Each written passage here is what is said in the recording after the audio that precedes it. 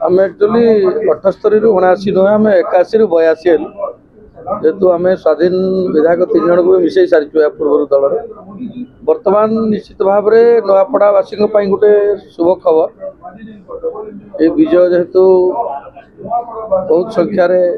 vote देकी से जययुक्त कले जय भाई डलकिया को नुआपड़ार अनेक काम बर्तमान बाकी अच्छी नुआपड़ार विकास आम मुख्यमंत्री स्वतंत्र भाव में दायित्व नहीं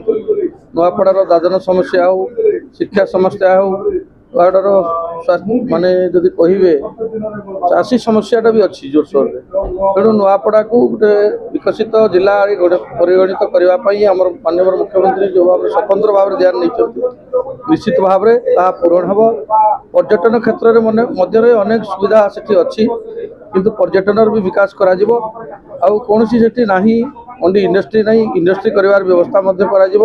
जेहेतु दादन समस्याटा से अच्छी दादन गति रुकिब तेणु आगामी दिन में नुआपड़ार भविष्य उज्जवल अच्छी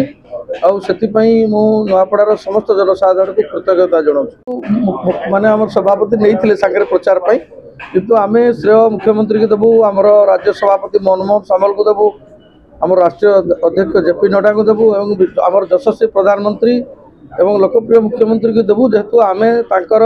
नीति आदर्श को लेकिन प्रचार करूँ आम विकासटा हूँ आम मूल मुद्दा तेणु आम विकास जो मुद्दा कर विकास धारा से सामिल होगी ट्रिपल इंजिन सामिल होती